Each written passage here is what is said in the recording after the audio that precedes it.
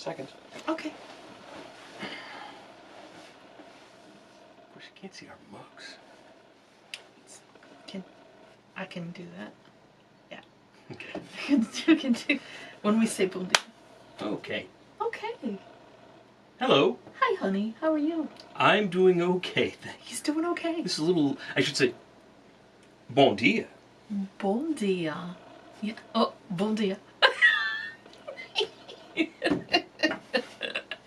All right, that's a better start. Okay, that is a better start. I mean, you were reprimanded, I think, last time for pronouncing Bom Dia incorrectly. Somebody suggested that we create a video strictly on the pronunciation of Bom Dia. Look, I know the M is nasal, all right?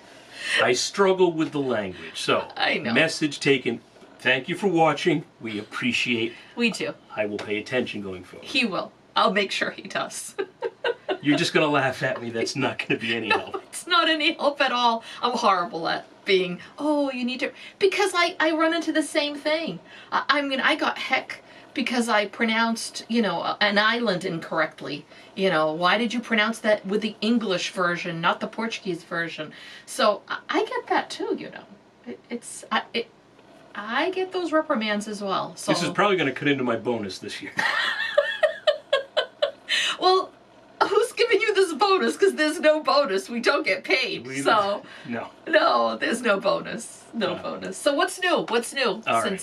So for the last 2 months, we've been talking about Season 2. Season 2. Yeah. So a lot has happened behind the scenes, I guess. Yeah. So my application for Portuguese citizenship went from, yes, we've received it, to, I forget what the second stage is, and now it's in the third stage where they start preparing the paperwork to check it. So, if you go on the page that gives you the status and translate it, it tells you currently it's like 2.5 years. Yeah.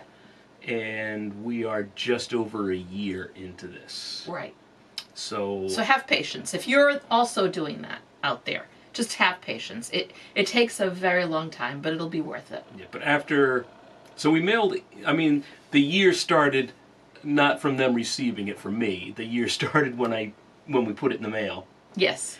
And so after, 8 months, 9 months of just checking continually, with no change beyond the first step that they received. It was exciting to see that it had actually moved 2 pieces. So it is exciting. It is exciting. Better days are coming. Absolutely. Absolutely. I love that. I love that. So hang in there. And then the other thing that happened was your tour. Oh, that sold out. Sold out. So fast. Sold out quickly. And I know, for those that are part of our newsletter, I mean, and I say this all the time, that is where we always announce things first. Because if you're taking the time to subscribe to our newsletter, and we send out information every week, whether it's a thought I have, or a recipe that we need to work on, or, whatever my thoughts are for that week. There's always something out there. But we kind of put it out there just in the newsletter for a little bit before we opened it up to everyone, and just with the newsletter we were more than half full. So then when we made it available to everybody, it filled in the spots right away, and then we have a list of people who are like waiting for someone to cancel so that they can step in. But we tried, because there was such oh my goodness, we want to. We thought, okay, let's look at doing a second one right after or before. And I can't get the hotel space, can't get the airfare. Yep. You can't get a combination where it's affordable. Right, and right. Just, or, if you've got whatever the tour is, 8 days or 9 days to fill while you're there, you can't fill all of the 8 days because restaurants are busy, or you can't get hotel nights all of those times, or it's a million things. So you're trying to get ahead of it for next year. I am. I'm going to try. We're in talks already of putting together something for fall of next year. I also have a friend of mine who is putting together a tour that she's asked if I wanted to be part of it. So I've got that working for the spring. So there's a few things that are out there that we're working on. Nothing is finalized because it takes, you can't plan too far ahead. There's only within a certain amount of time that you can, reserve your hotels, reserve your airline, especially airline. That's the thing, to make sure that we have the seats and rooms and all of that fun stuff. So there's more coming. Just, again, if you're not subscribing to our newsletter, you should. Because that is where the news will hit first of whatever we're trying to do. So, and you just go onto our website. Go to the website, azoreangreenbean.com, and I think it's a pop-up that comes up all the time, isn't it? It is, and it pops up within like 10 seconds of you landing on the homepage, and Correct. the homepage only. Or if you don't see it, just scroll all the way down to the bottom, Yep. and you'll see a text box that says subscribe here. Yeah. And, So it's easy peasy, guys. But that's some of the new things that are going on. Let's see what else. First of all, I'm overwhelmed with all the messages that I've received from those that have seen season 2. And for those that have seen it throughout the U.S. already, even before it's gone nationwide with PBS, our station, Rhode Island PBS, has put it streaming on their website. So no matter where you live in the United States, no matter where, you can go onto that Rhode Island PBS website, and it's there. And season 1 and season 2 is there. And you can watch it, all of season 1, all of season 2, on any of your electronic devices, just by going on. And it's free. So it's really great. So I've heard from people out from California, from Colorado, from Arizona, from Georgia, from the Carolinas, from Florida. They're loving it. So it really means a lot. And of course, everyone wants to know, when is season 3? I'm getting that a lot. Oh, I can't wait for season 3. And we're like, oh my God, we just came up for air. We still haven't even gone nationwide yet. It's going next month, So it's a lot. I wish we could snap our fingers and make it happen for you. Yeah, I know. Just it isn't that simple. It isn't. It'd be different if, we were working with, this big time production, company that will take us on, like, History Channel or Travel Channel or National Geographic or Food Network or whatever. If they would say, okay, we'd like to... Even the Comedy Channel. That would be great. It was a lot of fun. There was a lot of fun in it. But, if they kind of went, oh, okay, this is something I think our viewers would like, then they would be the ones that would be, getting that money that we always need. But with PBS, it doesn't work that way. PBS, like we all know, is a non-profit entity, and they don't have that kind of money. So we always have to raise the funds ourselves. And we're non-profit too, so we don't have that kind of money either. We're non-profit as well, because we make no money on it. So it's been, we're already talking about season 3. Yes, so we're talking about it. We are thinking about locations in a very grand scale. What would it look like? Because for you to go into the fundraising, we need to have a game plan for what season 3 would look like. Yeah, and what cost. And what it would cost. Right. So we've talked about, whether we go back to the West Coast and film there in different spots in the West Coast, and then head off to Hawaii because there's so many of us there, or do we go further in on the East Coast and maybe to Canada? Toronto would be great. Toronto would be fantastic. So we're pricing out that, And then we're also pricing out doing maybe, Santa Maria, and then Madeira,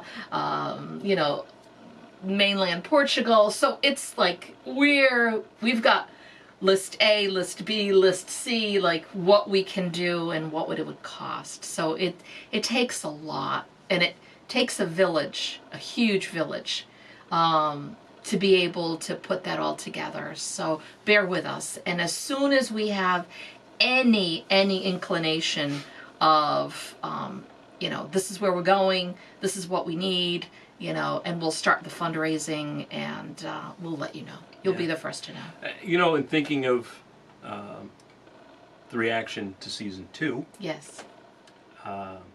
It's one of those things, the words just are not coming out.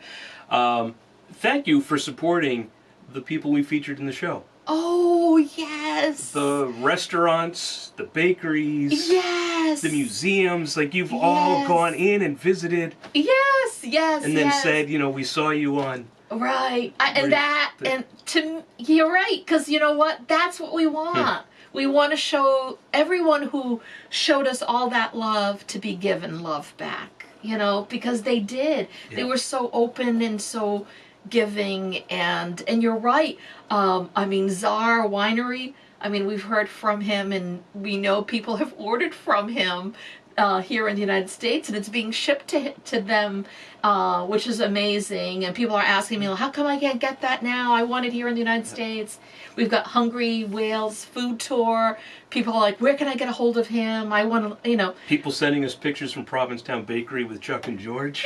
Yes, yes, I love it. Or people going to the Mayflower and going, I can't wait to have that again. And so it's, yes, we love that. We love hearing that. And that's exactly what it is. It's just showing our culture more love. And you can't go wrong with that. That's a wonderful thing. And the thing with, like, Mayflower in Provincetown is it's an institution. It's been there for nearly 100 years. Yeah. And we've heard from more than a few people, like, I'm in Provincetown all the time, never thought to go in there because it doesn't have the cachet of, like, the lobster pot or something, because people just overlook it. It's been there so long, right? It's like you're never a hero in your hometown. Isn't that the truth? And these folks are like, I just saw the episode. I can't believe how good the food looked.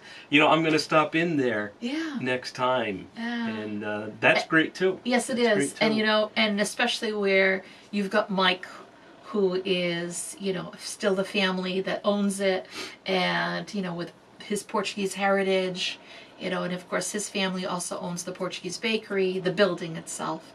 And so they've been there for almost 100 years, and it's you got to show them some love, which is great. I love it, because all the people that we did, have the ability to film with, and that we showcased, all of them, they are beyond such amazing, wonderful people that we dealt with. And all of them deserve a lot of love. Yeah, they really do. Yeah, they really do. So that's all been fun. So it has. And I think even down to, like, the Whaler Museum. The Whaler Museum in Pico. In Pico. Yes. People were either saying, next time I'm in Pico, that's definitely a stop, or I just didn't know it was there. And it's just so cool. And we may have talked about this in the episode, but if you've been to New Bedford and you've been to our whaling museum here, it really, the Whaler Museum in Pico is just a great bookend. Yes, it is. It's just a great bookend. I think, it's smaller in Pico. Everything is smaller in Pico, except for Pico itself. And, I think it's a little more personal about the whalers.